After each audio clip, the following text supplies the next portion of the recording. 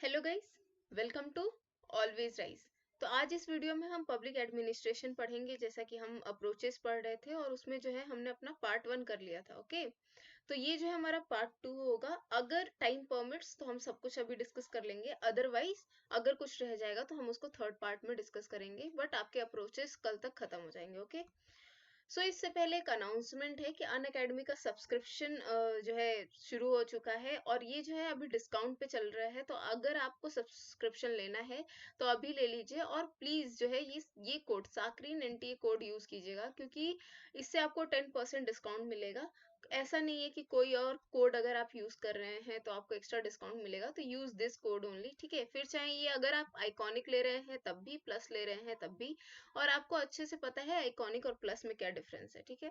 तो ये जो है हमारे अन अकेडमी के अपकमिंग बैचेस हैं एनटीए यूजीसी नेट के लिए बाय इंडिया टॉप एजुकेटर्स। इसमें है Navdeep Kaur, Venundhar Rutia for commerce, Begiram and Naveen Sakh for public administration, Ashwini Kumar Gaddige and Ashima Negi for electronic sciences, and Priyashi Barthwal and Lakshmi Kushwaha for labour welfare, Bursha and Aditi and Ashima Negi for Commerce, Arun Pandey and Naveen Sakh for Sanskrit, and Talveer Singh and Dr. Vedudhar Rutia for commerce. Okay, तो आपको जो है लेना है तो आप ले लीजिए इसका सब्सक्रिप्शन, और साकरीन एनटीए कोड जरूर यूज कीजिएगा। अभी जो है अगर आप आइकॉनिक का ले रहे हैं तो अभी लॉन्च डिस्काउंट 25% चल रहा है, बाद में ये जो है प्राइस हाइक हो जाएगी।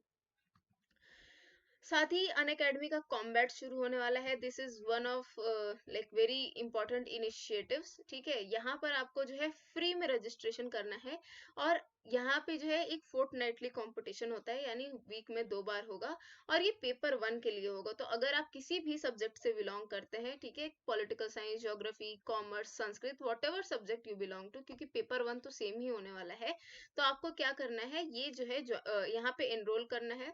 इसका जो लिंक होगा कॉम्बैट का वो हम डिस्क्रिप्शन बॉक्स में देंगे।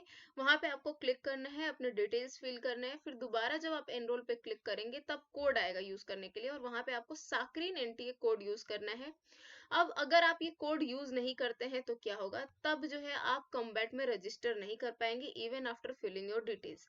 तो आपको क्या करना है, ये कोड रजिस्टर करना है, और यहाँ पर जिसको रैंक 1 आएगा उसको 12 मंथ का अन अकेडमी का प्लस सब्सक्रिप्शन मिलेगा, जिसकी सेकंड रैंक आएगी उसको 3 मंथ्स का सब्सक्रिप्शन मिलेगा, जिसकी थर्ड रैंक आएगी उसकी 1 मंथ का सब्सक्रिप्शन मिलेगा, और रैंक 4 to 50 जिसकी आएगी उसको हम मतलब अन अकेडमी वाले 1000 का अमेजोन वाउचर देंगे। अब एक और अनाउंसमेंट है जो कि हमारी तरफ से है, कि अगर आप जो है कॉम्बैट में पार्टिसिपेट करते हैं और आप चाहते हैं हमारे साथ लाइव जुड़ना, तो आप हमें कमेंट सेक्शन में बता सकते हैं। तो हम सब लोग जो है लाइव होके साथ में इस क्विज को देंगे, तो एक तरीके का फन गेम होगा। ओके, तो what we were on modern approaches, और उसमें हम जो है डेवलपमेंट अप्रोच पढ़ना था हमें। तो what is development approach? Development approach मतलब कोई भी ऐसा अप्रोच जो कि डेवलपमेंट की तरफ इशारा करता हो। नाम से ही आप समझेंगे तो आपको आधी चीजें समझ में आ जाएंगी। लेकिन इसमें इम्पोर्टेंट क्या है, इसमें इम्पोर्टेंट ये है कि जो डेवलपमेंट एडमिनिस्ट्रेशन ये टर्म है, ये फर्स्ट टाइम यूएल गोस्वामी ने 1955 में यूज किया था, और उसके बाद में इसको रिग्स ने, एडनर ने, जोसेफ ला पोलम्बरा और एल्बर्ट वाटरसन ने इसको पॉपुलराइज किया था। विडनर जो थे वो पहले ऐसे इंसान थे जिन्होंने डेवलपमेंट एडमिनिस्ट्रेशन का जो कंसेप्ट है उसको इंट्रोड्यूस किया था, और एडवर्ड विडनर ने इसको डिफाइन किया था कि ये एक्शन ओरिएंटेड होता है, गोल ओरिएंटेड होता है, और ये ऐसा ही एडमिनिस्ट्रेटिव सिस्टम है जो कि एक्शन और गोल ओरिएंटेड होता है। ओके, अब जो डेवलपमेंट एडमिनिस्ट्रेशन है वो मेनली दो सेंस में यूज हुआ है। What do you mean by दो सेंस? इसमें मतलब दो पहलू एक तरीके से आप देख सकते हैं। पहला तो पहलू ये होता है कि जो भी एडमिनिस्ट्रेशन मतलब डेवलपमेंट प्रोग्राम्स होते हैं इन एडमिनिस्ट्रेशन, वो जो है लार्ज स्केल ऑर्गेनाइजेशन से यूज होते हैं। वो कौन से होते हैं लार्ज स्केल ऑर्गेनाइजेशन? वो होते हैं आपकी गवर्नमेंट्स, ठीक है, जो कि पॉलिसीज को इम्प्लीमेंट करती हैं सो दैट कि वो जितने भी अपने डेवलपमेंट ऑब्जेक्टिव्स हैं उनको मीट कर पाए। डेवलपमेंट ऑब्जेक्टिव जैसे वेलफेयर हुआ, या फिर health infrastructure, education infrastructure development हुआ, एक्सेट्रा एक्सेट्रा।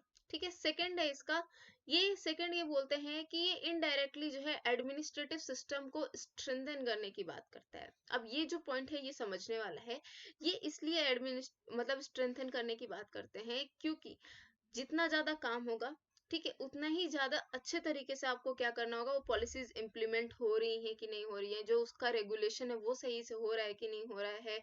लार्ज स्केल पर जो है आपको काम करना पड़ेगा, तो कहीं ना कहीं एडमिनिस्ट्रेशन की जरूरत पड़ेगी। और वहां पर क्या जरूरत पड़ेगी कि उनकी कैपेबिलिटीज को या फिर जो एडमिनिस्ट्रेटिव सिस्टम है उसको स्ट्रॉन्ग किया जाए। तो ये डायरेक्टली बोल रहे हैं कि वेलफेयर ऑब्जेक्टिव्स के डिमांड से ये आपका एडमिनिस्ट्रेटिव सिस्टम क्या है, लिंक है। अब अकॉर्डिंग टू रिक्स डेवलपमेंट एडमिनिस्ट्रेशन या फिर एडमिनिस्ट्रेटिव डेवलपमेंट का जो रिश्ता है वो कैसा होता है, chicken and egg kind of relationship. Chicken and egg kind का क्या मतलब है कि पहले चिकन आया कि पहले एग आया, अभी तक उसका जवाब नहीं मिला है। ठीक है, वैसे ही एडमिनिस्ट्रेटिव डेवलपमेंट सही है या डेवलपमेंट एडमिनिस्ट्रेशन सही है, ये आप लोग डिफाइन कर लो अकॉर्डिंग टू रिक्स। अब इसके अलावा क्या है जो आपके लिए इम्पोर्टेंट है, वो क्या ज्यादा इम्पोर्टेंट है, इनके 4 P's इम्पोर्टेंट है। इन्होंने 4 P's, रिग्स ने 4 P's की बात करी थी, इम्प्लीमेंटेशन ऑफ 4 P's। और यहाँ से डायरेक्ट क्वेश्चन आते हैं आपके यूजीसी नेट में, एक बार नहीं कई बार क्वेश्चन पूछे गए हैं और हो सकता है आपके आने वाले एग्जाम में ये क्वेश्चन पूछे जाए। ठीक है, तो वो 4 P's क्या है, वो है plans, policies, programs and projects. Okay, अब डेवलपमेंट एडमिनिस्ट्रेशन के कैरेक्टरिस्टिक्स क्या होते हैं, सी यहाँ पर आपको लगेगा कि एक पर्टिकुलर कंसेप्ट को जो है हम उसका सब कुछ क्यों पढ़ रहे हैं या फिर इतनी लंबे में इसका लेक्चर क्यों ले रहे हैं, क्योंकि यहाँ से डायरेक्ट क्वेश्चन आते हैं। ठीक है, हम इसको जितना शॉर्ट कर पाए उतने शॉर्ट करने की कोशिश कर रहे हैं, बट आपको क्वालिटी जो है एक, कि अगर आपने इसको पढ़ लिया तो आपको कुछ और पढ़ने की जरूरत नहीं है। तो वैसे ही है, तो कैरेक्टरिस्टिक्स क्या होते हैं, चेंज ओरिएंटेशन होते हैं डेवलपमेंट एडमिनिस्ट्रेशन का। चेंज ओरिएंटेशन मतलब सपोज स्ट्रक्चर का अगर चेंज करना हो, जैसे कि पहले हमारा क्या होता था कि फाइल्स जाती थी, अभी क्या हो गया, डिजिटल हो गया। टेक्नोलॉजिकल जैसे एडवांसमेंट हो रहा है वैसे ही एडमिनिस्ट्रेटिव सिस्टम अपने आप को चेंज करने की कोशिश करेगा या फिर अपने आसपास के एनवायरनमेंट को चेंज करने की कोशिश करेगा। सेकेंड है रिजल्ट ओरिएंटेशन। रिजल्ट ओरिएंटेशन का मतलब है कि जो भी वो लोग प्रोग्राम्स को लॉन्च करेंगे वो चाहेंगे कि उसका रिजल्ट मिले। तो ऐसा नहीं है कि उनका जो प्रोग्राम है वो सिर्फ इनिशियल स्टेज तक है, वो आपके एंड रिजल्ट तक है। ठीक है, फिर एक commitment to work, this is easy.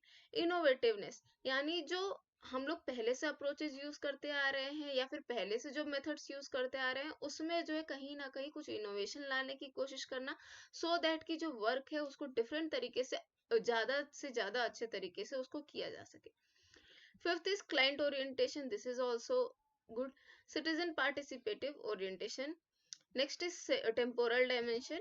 Eighth is effectiveness of coordination. मतलब किसी एक इंसान का काम नहीं होता है, वो हम आगे जब अपने अप्रोचेस पढ़ेंगे तब वो चीज देखेंगे। And next is ecological perspective, इसको हम पहले भी डिस्कस कर चुके हैं। नाउ डिसीजन मेकिंग जो अप्रोच है ये किसने दिया था, तो ये जो है इसके पायनियर आप बोलेंगे वो थे हर्बर्ट साइमन। अब ये क्वेश्चन आपके लिए इंपॉर्टेंट हो सकता है क्योंकि यहाँ से भी है जो डायरेक्ट क्वेश्चन पूछे जाते हैं और जो भी आपको पढ़ाएंगे ये बहुत ज्यादा इंपॉर्टेंट होने वाला है आपके लिए। ठीक है, तो जो डिसीजन मेकिंग अप्रोच है वो एडमिनिस्ट्रेशन किस तरीके से डिसीजंस लेता है उससे अपने आप को इक्वेट करता है। ठीक है, जो डिसीजंस होते हैं वो मतलब ऐसा तो होता नहीं है कि वो इंस्टेंटली ले लिए, हर एक स्टेज में एक डिसीजन मेकिंग प्रोसेस होता है जो कि इन्वॉल्व होता है।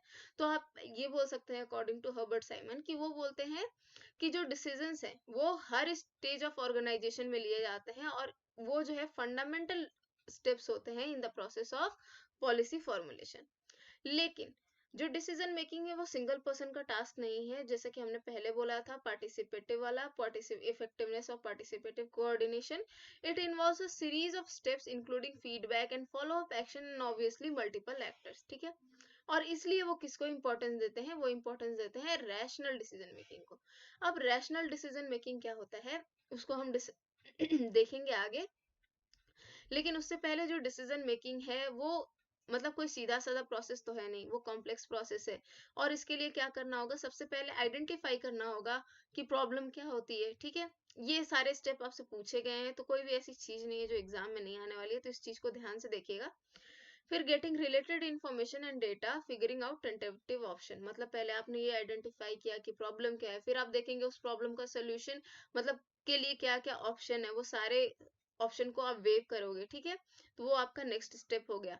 फिर zeroing it on a particular option, फिर आपने सोचा कि नहीं this is going to be the best alternative, और उसके बाद से आप उसकी एफिशिएंसी को इवेल्युएट करेंगे जिस डिसीजन पे आप रीच कर चुके हैं, और उसके बाद से जब आप वो डिसीजन ले लेंगे तब आप क्या करेंगे, फीडबैक लेंगे, और अगर सिचुएशन डिमांड करती है तो उसमें आप कुछ नेसेसरी चेंजेस भी करेंगे।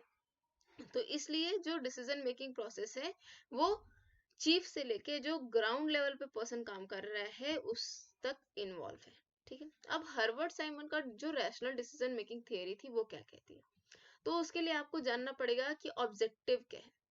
तो उनका ऑब्जेक्टिव ये था कि डिसीजन मेकिंग जो हो वो ज्यादा इफेक्टिव हो, ज्यादा साइंटिफिक हो। इसीलिए जो कॉम्प्लिकेटेड इनर डायनामिक है डिसीजन मेकिंग के, तो वो उसको एक्सप्लोर करने की कोशिश करते हैं, और वो बताते हैं कि किस तरीके से जो मल्टीप्लिसिटी ऑफ वैल्यू प्रोमाइसेस है वो जो है डिसीजन मेकिंग में कहीं ना कहीं बहुत बड़ा रोल प्ले करती है। तो इसलिए वो 3 फेजेस में क्या करते हैं, डिसीजन मेकिंग प्रोसेस को डिवाइड कर देते हैं। अब ये भी आपके लिए इंपॉर्टेंट है, कितने फेजेस में करते हैं, हर्बर्ट साइमन 3 फेजेस में रैशनल डिसीजन मेकिंग थियरी में डिसीजन को क्या करते हैं, वो इन्वॉल्व करते हैं। वो 3 फेजेस क्या है, intelligence activity, design activity and choice activity.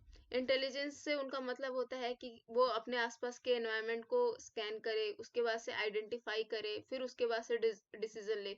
By design he referred कि सारे ऑल्टरनेटिव ऑप्शन को देखे कि भाई कौन सा ऑप्शन सही है कौन सा नहीं, एंड बाय चॉइस कि वो सारे उन अवेलेबल ऑप्शन में से जो सबसे बेस्ट ऑप्शन है उसको चूज करे, ठीक है। तो उनका जो डिसीजन मेकिंग है, उनके जो चॉइसेस हैं वो अल्टरनेटिव प्लान ऑफ एक्शन में इन्वॉल्व होते हैं, और जो चॉइसेस होते हैं वो लॉजिकल कोऑर्डिनेशन की तरफ लीड करते हैं between fact and value proposition. इसलिए जो साइमंस का डिसीजन मेकिंग अप्रोच है उसको रैशनैलिटी क्राइटेरिया बोलते हैं, क्योंकि ये जो है बोलते हैं कि केवल एक पर्सन का काम नहीं होता है, मल्टीप्लिसिटी ऑफ वैल्यूज होती हैं जो कि डिसीजन मेकिंग में इन्वॉल्व होती हैं, और इसीलिए बोलते हैं कि कोई भी इंसान जो है एडमिनिस्ट्रेटिव सिचुएशन में टोटल रैशनल नहीं हो सकता है, ठीक है, टोटल रैशनल वो हो नहीं सकता, और इसलिए वो क्या देते हैं suggestion, moderate level of rationality और bounded rationality based on a practical level of satisfaction. So this was your Herbert Simon rational choice theory और rational decision making theory. Next है आपका स्ट्रक्चरल फंक्शनल अप्रोच। तो structural functional approach ये जो है हमने आपको जब पढ़ाया था कंपैरेटिव अप्रोच, तब हमने बताया था कि FW रिक्स जो है कंपैरेटिव अप्रोच का भी यूज करेंगे, लेकिन साथ में इन्होंने वहीं से स्ट्रक्चरल फंक्शनल अप्रोच के प्रोफाउंडर बन गए थे।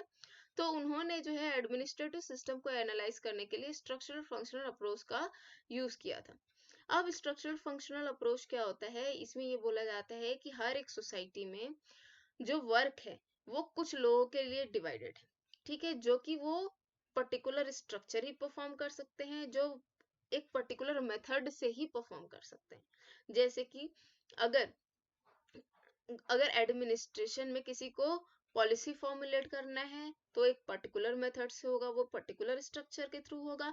अगर किसी को डिसीजन इम्प्लीमेंट करना है तो वो किसी दूसरे स्ट्रक्चर और दूसरे मेथड से होगा। डिफरेंट डिफरेंट पॉलिसीज का डिफरेंट डिफरेंट स्ट्रक्चर और डिफरेंट डिफरेंट मेथड होगा। तो यही होता है आपका स्ट्रक्चरल फंक्शनल अप्रोच। अब यहाँ पर आपके लिए क्या चीज है जो इम्पोर्टेंट है कि वो बोलते हैं कि सारे सोसाइटी में 5 इंपॉर्टेंट टाइप के फंक्शंस होते हैं जिसको डिस्चार्ज किया जाता है। वो है आपके economic, social, communication, symbolic and political, ठीक है। और वो बोलते हैं कि ये जो same set of functional requisite होते हैं वो कि एडमिनिस्ट्रेटिव सब सिस्टम में ऐसे ही वेरियस स्ट्रक्चर द्वारा इन्हीं स्पेसिफाइड मैनर में उनको कैरी आउट किया जाता है। अब आगे FW रिक्स के बाद से हैं आपके ड्वाइट वॉल्डो, ठीक है। सबसे पहले अगर आप बोलेंगे तो है ड्वाइट वॉल्डो। इन्होंने जो है स्ट्रक्चरल फंक्शनल अप्रोच को क्या किया था, सजेस्ट किया था इन 1955, और इन्हीं को फॉलो किया था रिक्स ने, ठीक है। जैसे ये लिखा भी हुआ है, वॉल्टो suggestions was first followed by FW Riggs when he came out with his the structural functional approach agrarian industria typology in 1956। अब इसके लिए पूरा एक अलग लेक्चर है, लेकिन फिर भी जो है इसमें एक चीज आपको जानने वाली है कि वो क्या बोलते हैं कि यूनाइटेड स्टेट और चाइना का जब उन्होंने व्यू पॉइंट में रखते हुए बोला कि कोई भी सोसाइटी है वो हमेशा के लिए एग्रेरियन नहीं हो सकती है, वो एग्रेरियन से जो है इंडस्ट्री की तरफ बढ़ेगी या फिर इंडस्ट्रियलाइजेशन होगा he at a given point of time. ठीक है, I hope this is clear. So that is all from my side today. So I hope you liked this video. If you did then do like, share and subscribe. ठीक है, comment करके आप ये बताइए कि कैसे है। नेक्स्ट है मतलब हमारा ऑलवेज राइज का UGC net channel and group है, वो आप उसको ज्वाइन कर सकते हैं, और हमारा इंस्टाग्राम हैंडल है ऑलवेज राइज यूजीसी नेट, आप उसको फॉलो कर सकते हैं। So thank you so much.